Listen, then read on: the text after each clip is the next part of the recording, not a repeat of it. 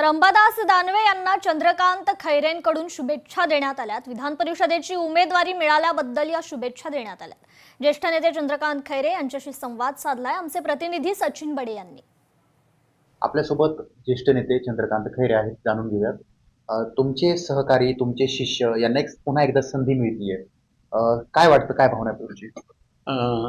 शिवसेना प्रमुख माननीय बाळासाहेब ठाकरे यांचा मी कडवट आणि एकनिष्ठ शिवसैनिक आहे, म्हणून शिवसेना पक्षाचे ध्येय धरून जे काही असतील ते पक्षांचे ठरवलं असेल ते मान्यच करावं लागतं।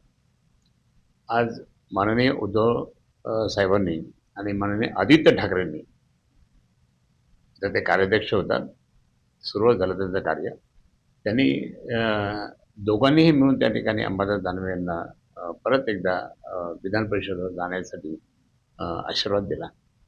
मी या ठिकाणी अंबादास दानवे यांचं तर अभिनंदन करीन, पण उद्धव साहेबांचं आणि आदित्य साहेबांचं सुद्धा मी अभिनंदन याच करता करेन की आमच्या छत्रपती संभाजीनगर जिल्ह्यामध्ये 4-4, 5-5 आमदार होते, खासदार होते, सर्व होते, पण आज प्रत्यक्षात काहीच नाही आहे। खासदार नाही आहे, आमदार नाही आहे। मग कुणीतरी अंबादास दानवेच्या रूपाने का होत नाही, आमदार आला म्हणजे इथे काहीतरी शिवसैनिकांना न्याय मिळतो, जनतेला पण शिवसेनेच्या माध्यमाद्वारे न्याय मिळतो। आणि म्हणून मी ह्या दोघांनाही धन्यवाद देईल, माननीय उद्धव साहेबांना, आदित्य साहेबांना, की त्यांनी आमच्या संभाजीनगरला त्या ठिकाणी परत एकदा न्याय दिला। शिवसेना वाढवणं म्हणजे शिवसेना उद्धव बाळासाहेब ठाकरे हा पक्ष वाढवणं, हे चॅलेंज या दोन नेत्यांवर असणार आहे। सचिन बडे, लोकशाही मराठी, छत्रपती संभाजीनगर।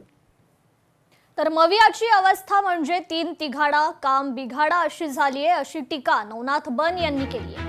तर उद्धव ठाकरेंचा राजकीय बळी टळलाय, दानवे यांना पुढे करून अंतर्गत संघर्ष झाकण्याचा प्रयत्न केला गेला असल्याचे नवनाथ बन म्हणाले।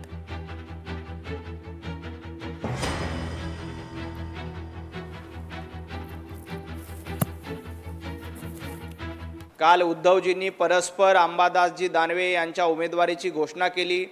काँग्रेस आता बैठका घेऊन आम्हीच ही उमेदवारी लढणार, आम्हीच विधान परिषदेची जागा जिंकणार अशा आविर्भावामध्ये जोर बैठका करते। त्यामुळे महाविकास आघाडीमधला 3 तिघाडा आणि काम बिघाडा पुन्हा एकदा चव्हाट्यावर आलेला आहे। आज हे एकमेकांसाठी एका जागेसाठी भांडतायत। लक्षात ठेवा, येणाऱ्या काळामध्ये महाविकास आघाडीतले हे 3 पक्ष एकमेकांचे कपडे फाडल्याशिवाय राहणार नाहीत। ज्या पद्धतीनं येणाऱ्या काळामध्ये तुम्ही खरं तर उद्धवजी ठाकरे यांचा बळी घेतला।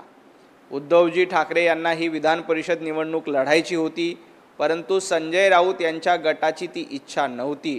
त्यामुळेच उद्धवजी ठाकरे यांनी स्वतःचा राजकीय बळी न देता अंबादास दानवे यांचा राजकीय बळी देण्यासाठी त्यांना पुढे केलंय आणि अंबादास दानवे यांचा राजकीय बळी घेण्याचा प्रयत्न उबाटा गटाकडनं केला जातोय। कारण काँग्रेसकडनं उमेदवार आला तर या दोघांच्या भांडणामध्ये कदाचित सरप्राइजेस काही होऊ शकतात।